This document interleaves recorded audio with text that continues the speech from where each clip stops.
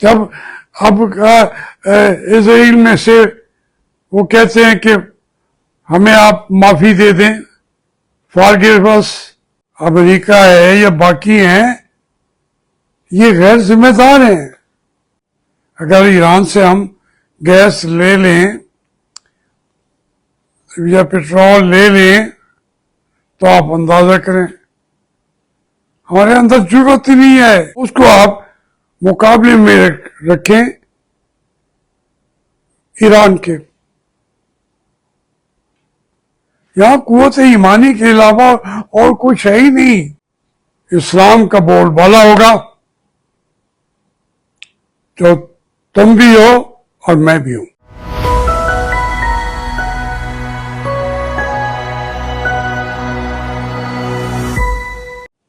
بسم اللہ الرحمن الرحیم. میرے بچوں، سلام ہو تم پہ، اللہ کی رحمت ہو تم پہ. السلام علیکم.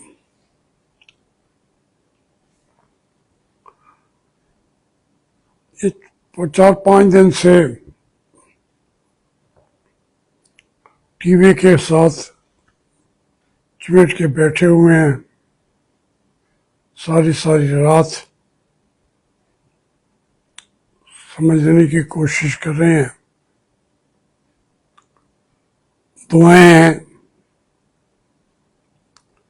میری تو جتنی دعائیں ہیں،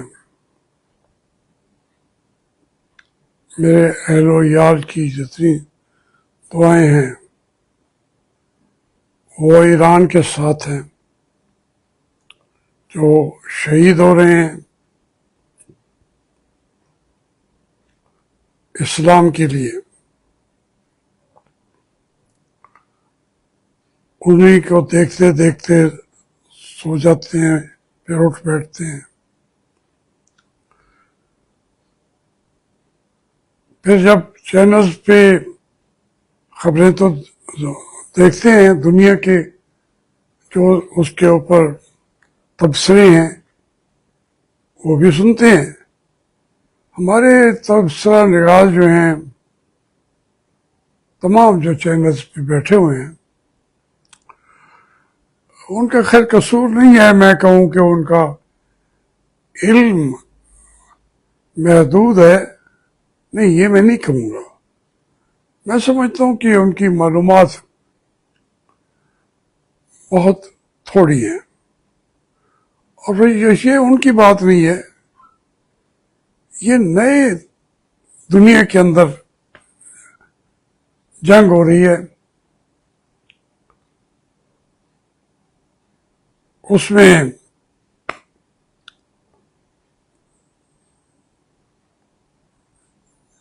جو حیران کن کارکردگی ایران دکھا رہا ہے. ایک وہ ملک جس کو پوری دنیا نے ایک کنویں کے اندر پھینک دیا تھا، انہوں نے یہ میزائل کہاں سے بنا لیے، یہ ڈرون میں کہاں سے بنا لیے، یہ ان کی یورینیم کی آسودگی 60% سے بھی اوپر چلے جانا. تم ایٹم بم بنائے نہ بنائے، وہ تو ایٹم بم ہی ہے.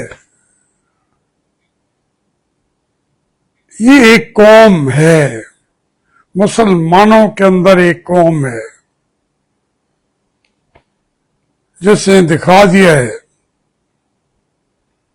کہ اب اگر سر نہ جھکائیں تو اللہ تعالیٰ کی مدد بھی آتی ہے، فرشتوں کی بھی آتی ہے. وسائل ان کے پاس کیا ہے؟ تیل ہے، بہت زیادہ ہے، اس کو کوئی بکنے نہیں دیتا. گیس ہے، اس کا کوئی خریدار نہیں ہے. جو خریدار بنے اس ملک کو بھی، وہ بھی تباہی کا فیصلہ کا سامنا کرتا ہے. اگر ایران سے ہم گیس لے لیں یا پیٹرول لے لیں تو آپ اندازہ کریں ہمارے اندر ضرورت ہی نہیں ہے، سستا ملتا ہے، مفت ملتا ہے، ہم پیاسے بیٹھے ہیں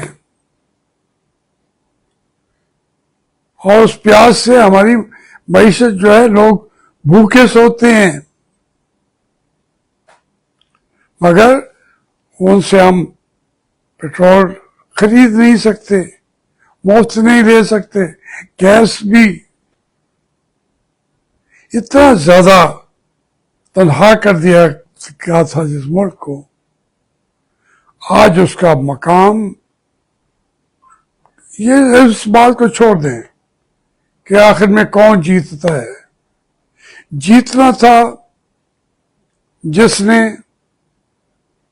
وہ جیت چکا ہے۔ ایران نے بتا دیا ہے کہ قومیں ایسے زندہ ہوتی ہیں، اپنوں کی بھی غداری آ جاتی ہے، وہ اگر وہ غدار پیدا نہ ہو پھر تو آج اسلام کا رستہ کوئی روک ہی نہیں سکتا تھا۔ بڑی مشکلات ہوئی ہیں انہیں اپنے غداروں کو دیکھ کے۔ آپ کا تہران کے اندر جو ہے فیکٹریاں ان کی ہوں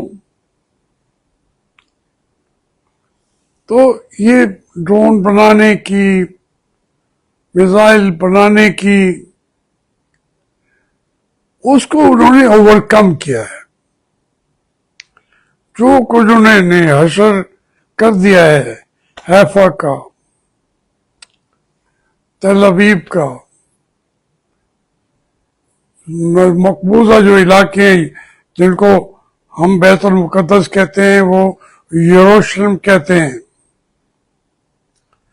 اور اس یروشلم کا جو حال انہوں نے کر دیا ہے، کیونکہ وہاں زیادہ طرف ہیں یہودی، وہاں انہوں نے فیکٹریاں بھی لگائی ہوئی ہیں، ری پروسیسنگ ایسے ہی کر رہے ہیں، اور دنیا کا سب سے زیادہ پڑھا لکھا ملک اسرائیل، جس کا ہر آدمی پی ایچ ڈی ہے، ہر آدمی جنگ کے لیے ٹریننگ لیتا ہے پیدا ہوتے ہی، اس کو آپ مقابلے میں رکھیں ایران کے۔ یہاں قوت ایمانی کے علاوہ اور کچھ ہے ہی نہیں،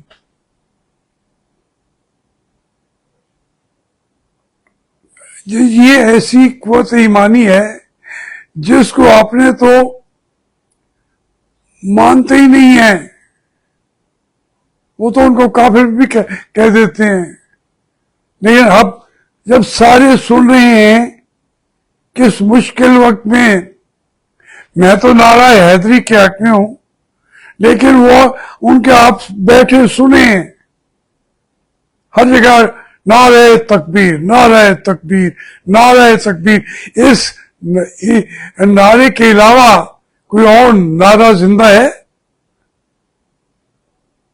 ہم کہتے ہیں جی وہ حضرت علی علیہ السلام کو خدا کے قریب مانتے ہیں، ایک مس انڈرسٹینڈنگ جو ہے وہ بھی پیدا کی ہوئی ہیں،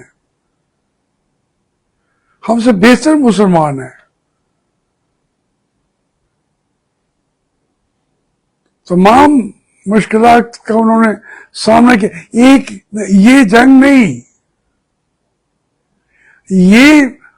یہ بھوک اور ننگ اور بائیکاٹ کا فیصلہ وہ کر رہے ہیں 45 سال سے، پہلے 10 سال کی وہاں پہ ان کے اوپر مسلط کر دی عراق نے، پھر ان سے تو فائنلی تو وہ عراق میں جیت گیا نا ایران۔ اور یہ وہ ہیں ان کی علاقائی سوچیں کہ سعودی عرب جو ہے اگر ایران آگے نکل آیا تو یہ تو مولوی ہیں، اب اس میں بھی دیکھ لیں کہ اس ایشو پہ، وراثت کے ایشو پہ، وہ سعودی عرب والے جو ہیں وہ لگتے ہیں کہ وہ شیعہ ہیں، وراثت کی بات جب آپ کرتے ہیں، اور جو یہاں کے مولوی ہیں وہ تو آئے ہی وراثت کے خلاف ہیں۔ شہنشاہ ایران کو جب نکالا گیا ہے، اب اس کا بیٹا جاوید شاہ یا دوسرے انہوں نے تو ان کی مخالفت کرنی ہے۔ میں یہ کہہ رہا ہوں کہ پورے نظریات آپ چل کے دیکھیں گے تو آپ کے اندر خود ایک انقلاب پیدا ہوگا۔ تو اس میں پھر مقابلہ کس سے ہے؟ جیسے اسلام کو روم اور ایران کی اس وقت کے لوگوں کا مقابلہ کرنا تھا، آج سارے اکٹھے ہو جاتے ہیں۔ پھر یہ ان کی عقل مندی دیکھیے، آج وہ تنہا نہیں کھڑے، روس بھی ساتھ ہے، چائنا بھی ساتھ ہے، پاکستان بھی ساتھ ہے، بھرپور طریقے سے ساتھ ہے۔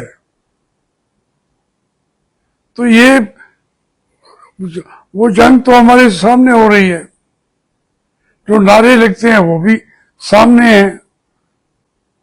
جب اب اسرائیل میں سے وہ کہتے ہیں کہ ہمیں آپ معافی دے دیں، فارگیو اس،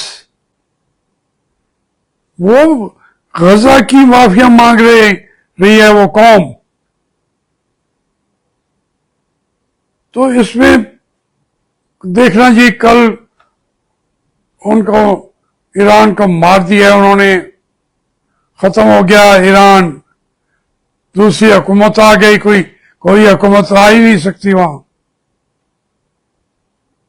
امپیریلزم کے خلاف سب سے بڑی جنگ لڑی ہے تو وہ یہ ایران کے علماء کرام نے لڑی ہے۔ تو اس لیے بڑی سوچ بچار کے ساتھ یہ ایک اور کایا پلٹ ہو رہی ہے دنیا کے اندر، اور جو اس میں سے نتائج سامنے ابھر کے سامنے آ رہے ہیں۔ بار بار علامہ اقبال ہوں، اس کی تو پوری کتاب ہے صرف باید اقوام شرق، وہ شرق کہتا ہے، اسلام شرق، تو وہ اقبال جو ہے وہ اس سارے خطے کو اسلام کا جھنڈا اٹھانے والا خطہ سمجھتا ہے۔ حقیقت بھی یہی ہے کہ یہ آپ اسلام مشرق کے بعید تک نہیں رہے گا،